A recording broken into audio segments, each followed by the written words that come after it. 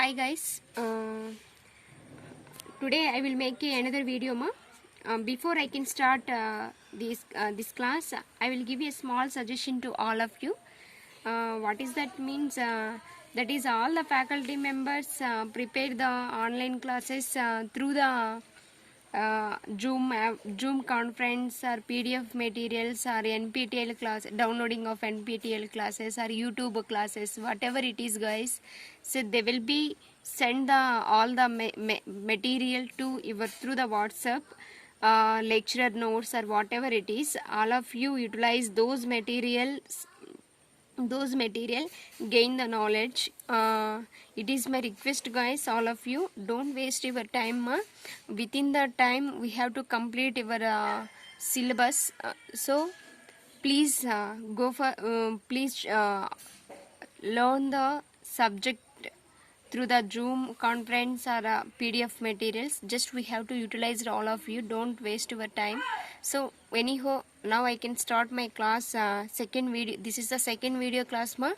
So last class I have to discuss a ampere circuit law representation, how to derive the ampere circuit law, what is the statement, and now I can explain the application of ampere circuit law.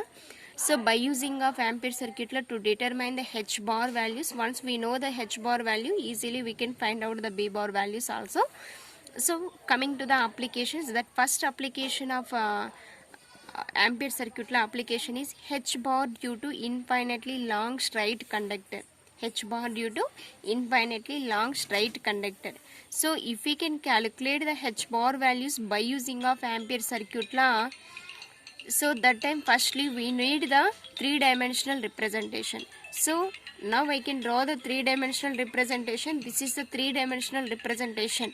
So this is the x coordinate, it is a y coordinate, and it is a z coordinate. So now we have to consider a one object. That object is a infinitely long straight conductor. That is, so for example, if we can assume this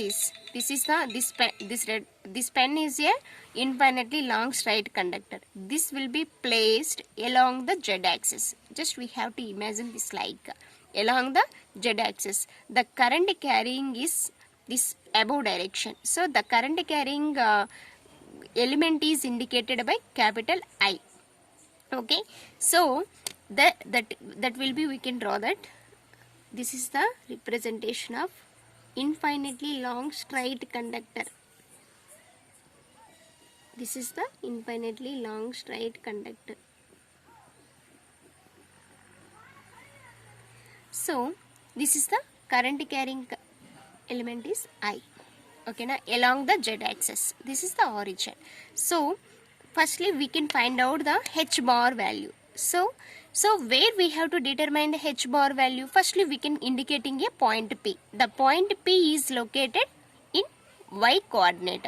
So clearly we can observe here the point P is a perpendicular to the infinitely long straight conductor. That means this is the representation. Perpendicular. This point P is located on the y.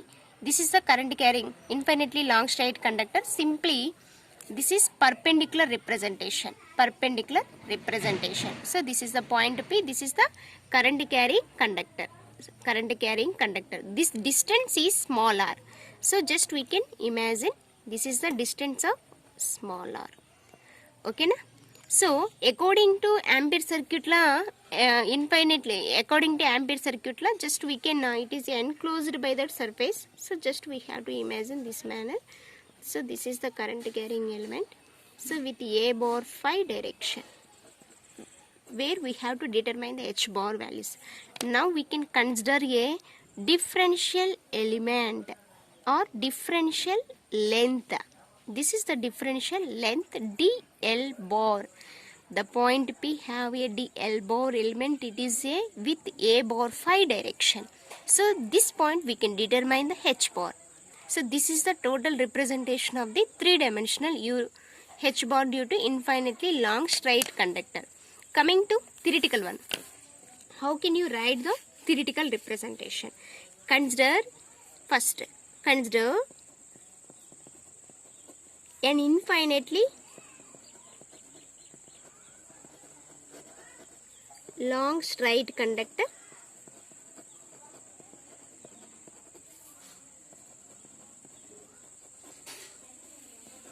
placed along z-axis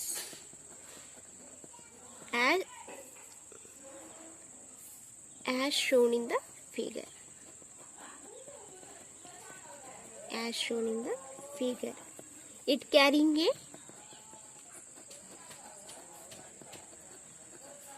direct current I.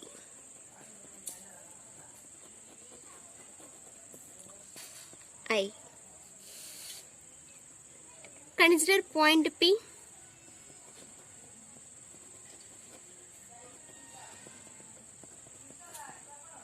Consider point P on the closed path. On the closed path.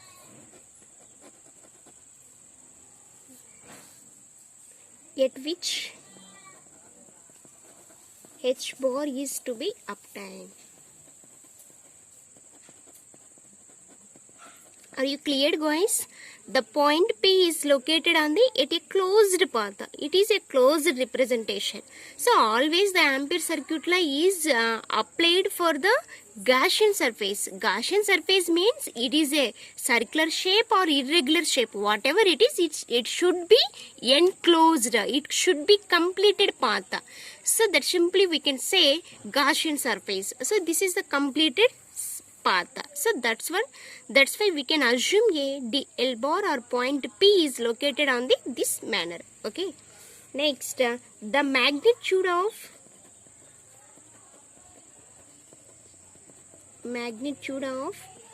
H bar depends on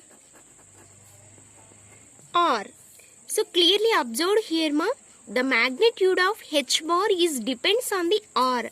R means the distance between the origin to point P. The distance is a small r. So it is a perpendicular to the straight conductor to point P. So why I am saying here the magnitude of H bar is depends on R means the distance will be increased. The H bar, the intensity of H bar will be reduced. The distance will be reduced.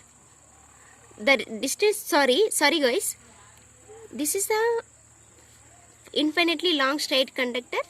This is the point P, H bar. This is the point P. So that time the distance is so longer. So that time the H bar value is reduced. If we can assume the distance is very small by comparing to first case. So this is the distance. So for example, it is a 2 meter of distance will be there in between the finitely long straight conductor and point P. So that time the H bar value is particular amount.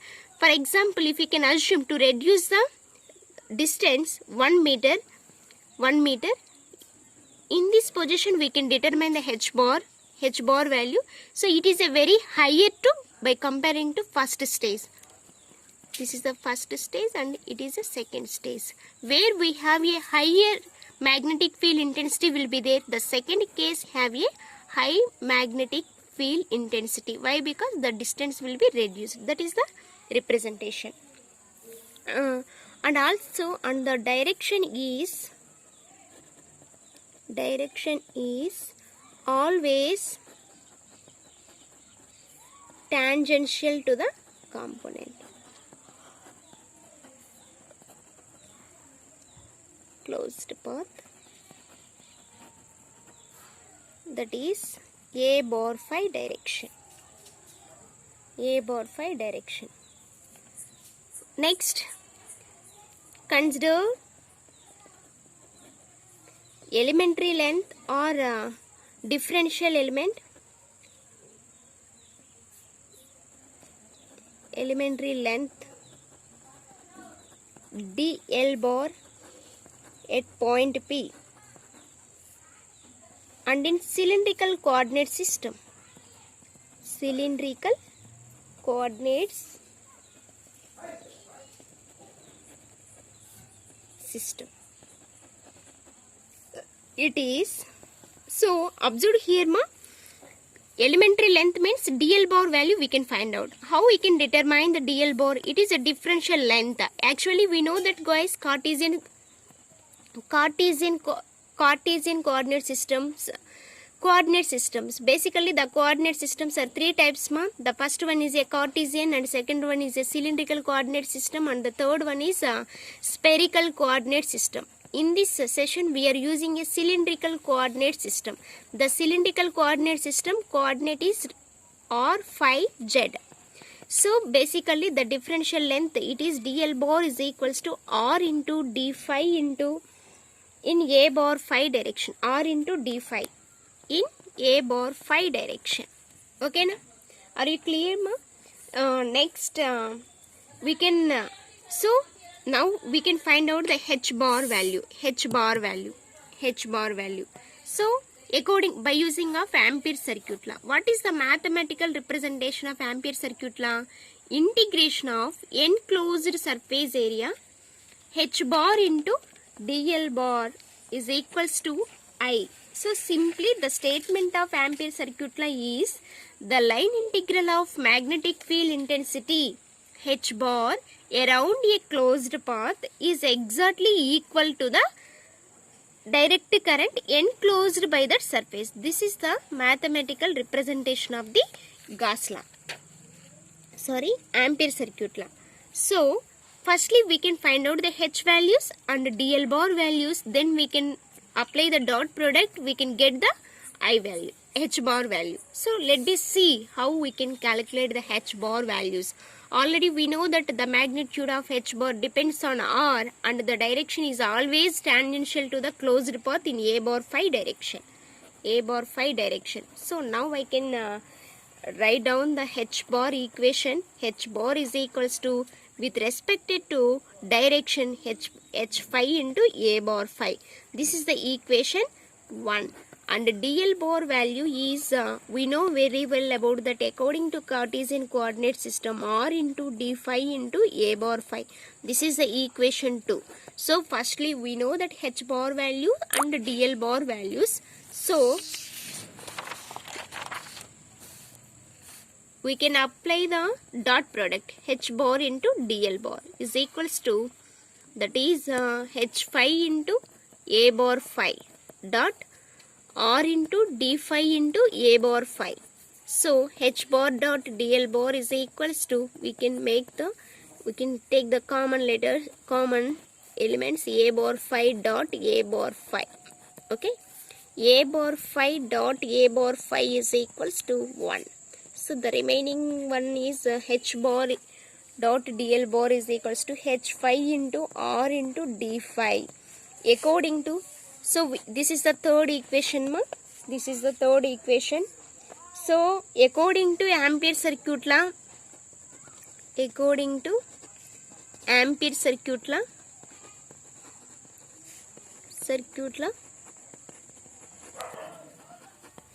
so we know very well about the Ampere circuit law. Integration of enclosed surface area h bar into dl bar is equals to I value. This is the equation 4.